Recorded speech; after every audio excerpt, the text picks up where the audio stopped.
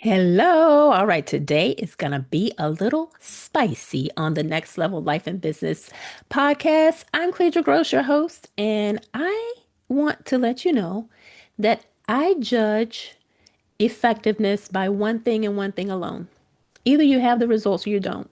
And if you don't have the results, then there's something you don't know. And this level of gut wrenching honesty is what changed the game for me. And the reason I'm starting this way and that I'm saying this is going to be a little spicy because I coach really smart women. And the thing about really smart women, I'm one also, is that we know a lot.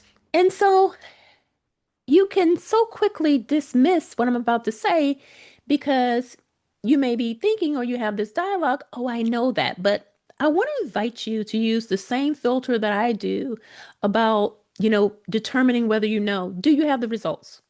Yes or no? Do you have the results that you want financially? Do you have the results that you want physically? Do you have the results you want relationally? Do you have the results you want in terms of the fulfillment in your career? Do you have the results that you want in terms of your friendships? When you look at your total life and all that you want, do you have the results that you want in terms of money? Is your money, telling you what you can do, or are you telling your money what you want to do? So I want to invite you and set the context or the framing of this today's show that if you don't have the results, then I want you to listen very carefully. Then there's something you're doing wrong.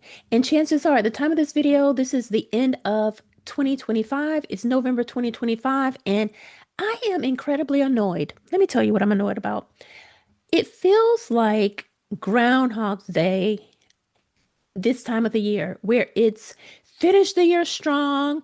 Either you're in the finish the year strong camp or you're talking about on the other side of the holidays, I'm going to do new year, new me. It's going to be the best year, or I'm planning for my vision board, or let me get my new planners, or the favorite, especially for us church going folk, it's let me fast and step away from social media for the first 30 days of the year. And it's like this repeat thing.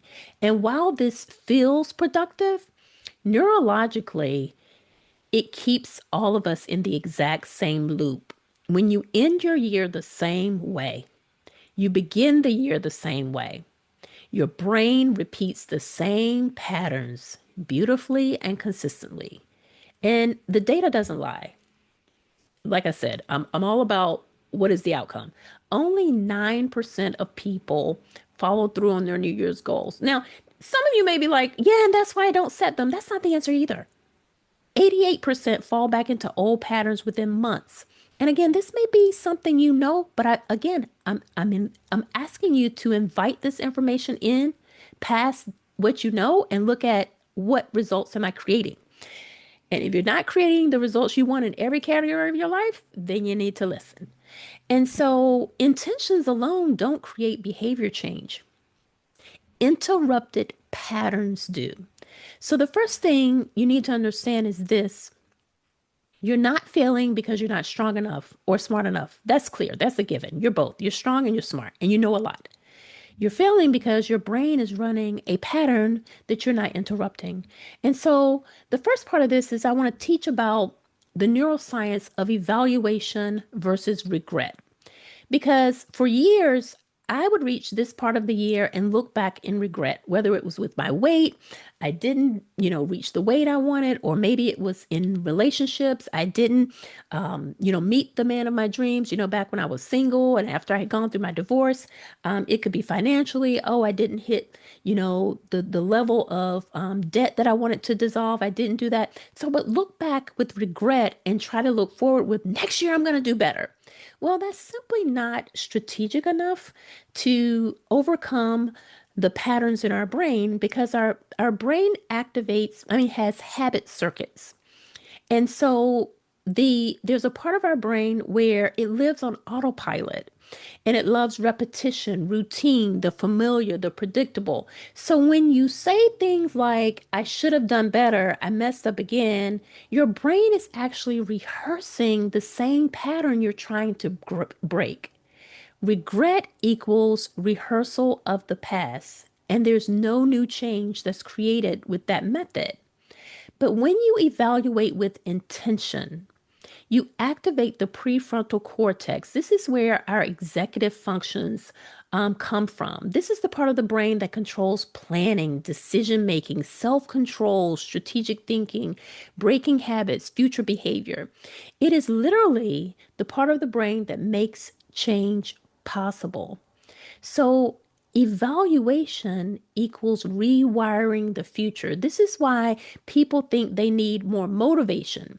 But what they really need is a moment of honest, structured reflection to turn on the part of the brain that actually changes behavior.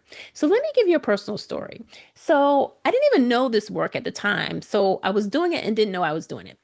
When I was pharmaceutical sales rep, I wasn't successful because I was the best at sales. If you don't know my background is chemical engineering, so I'm really on the nerdy side, okay? And nerds don't typically do well in sales because initially I would just approach the physicians with all of the data. I was very analytical, and that's just not the way pharmaceutical sales works. And so every quarter, I would do what's called a SWOT analysis on my territory. And this is what got me to be consistently in the top 2%, for years on end. I'm not saying that to brag. I'm saying that to confirm that what I'm talking about actually works. So SWOT, just as a review, because I'm sure you already know, the S stands for your strengths. What's working. The W stands for your weaknesses, what's not, opportunities, what are you ignoring, and the threats, what could derail you. So these are things that when you take the time to evaluate in this way, it engages the prefrontal cortex and it engages the part of the brain that will actually then direct you towards significant change, not through motivation, but through evaluation. And I still use SWOT today, especially this time of the year.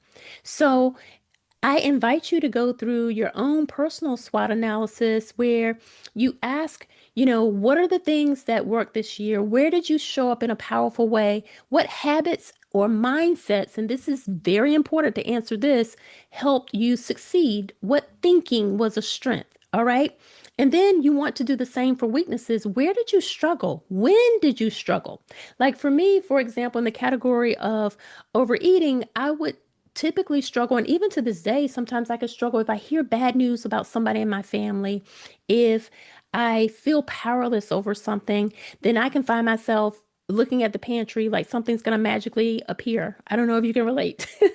But that's something I know is a weakness of mine, right? What patterns did you keep repeating? What drained you? And then, as far as the opportunities, what possibilities are you overlooking? What skills, relationships, or momentum can you leverage? Where could you use some support? And then threats, what emotional patterns, habits, or people threaten your progress?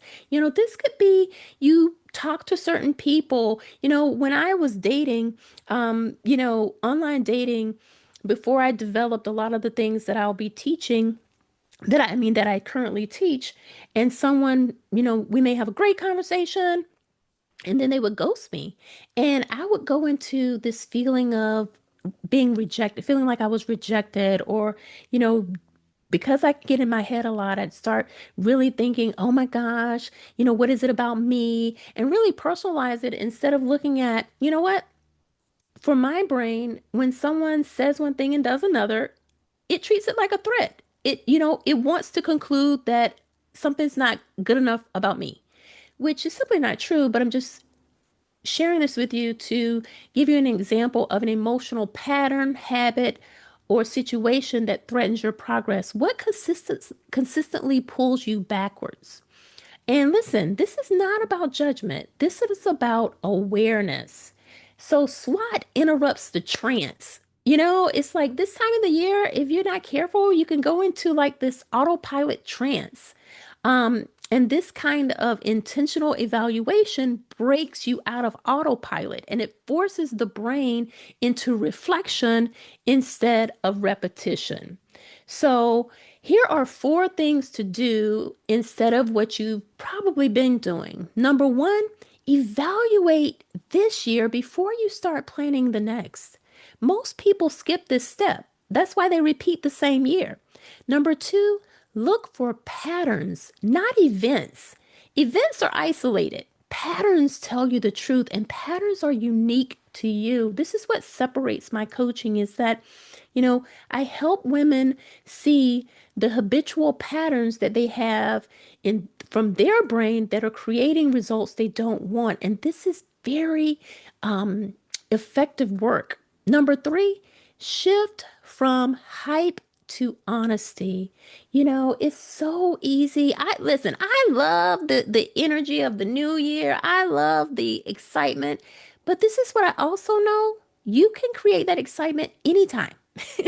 Inspiration fades, but honesty transforms. And I mean that gut level honesty where you get real with yourself.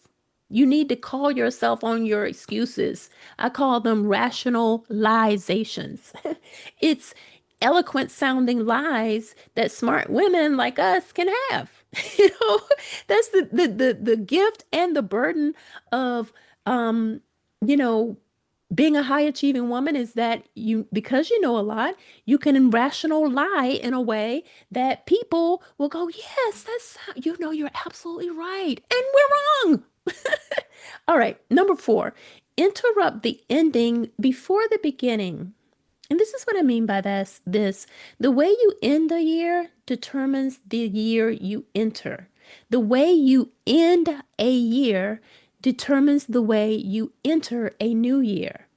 And so I want to invite you to take this work deeper. For some of you, the SWOT analysis will be enough, but for others of you, this work, if any part of you is intrigued or curious about taking this work deeper, on December 1st, I'm going to show you how to turn these four things into three pivotal shifts that change everything.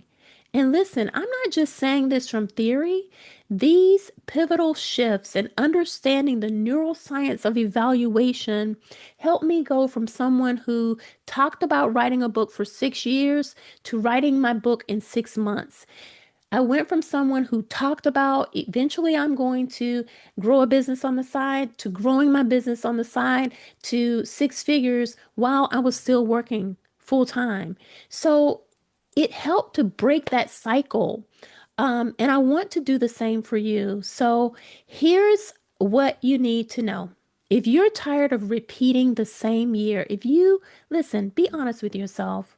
If you have had the same goal, for another year and you did not create the results, then it's time to do something new. It's time to accept I'm doing something wrong, and that's okay. If you're done with resets and fast, and listen, I'm not saying don't fast. Okay, I don't want the Christian people out there to stone me. What I'm saying is these repetitive cycles that don't really go deeper into your patterns.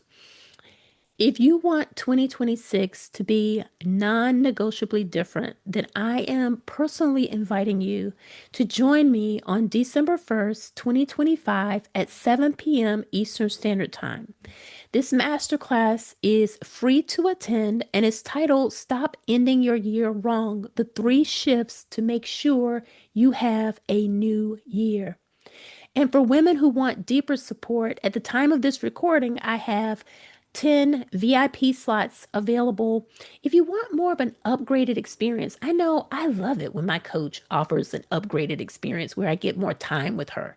And if you want that, then that's available as well. And I will put the links below this video for both the free registration for the masterclass, as well as the opportunity for a VIP experience where you will get a private session with me, where I will also help you create your personalized, what I call life mastery assessment. That's about how to evaluate in a very effective way. Now, listen, VIP isn't for everyone. It's for women who know and who are really intentional about not being in the 92%. Because I want you to think about that. If 92% of people never make their goals a reality. That means you need to not listen to about 92% of the people. There are only 8% of the people out there who actually are doing, creating the results that they want, right? So, this is what I have for you today. I will put the links below. Make sure you do your SWOT. Like I said, for some of you, that will be enough. And for those of you who really want to take this work deeper, I want to invite you to join me in the masterclass. So, if this message resonated with you, share it with a friend who's like bending your ear about, girl, I am so tired about this weight. I am tired about, dating the same guys. I'm tired about not making the money. I'm tired about talking about this, book that I want to write. I'm tired because I want more money. I'm tired because fill in the blank. So, if you have that friend in your life, share this. All right. Take a breath, evaluate with intention, do your SWOT with intention, and I'll see you on December 1st. All right. God bless. Thank you so much for watching, and I'll see you in the next video.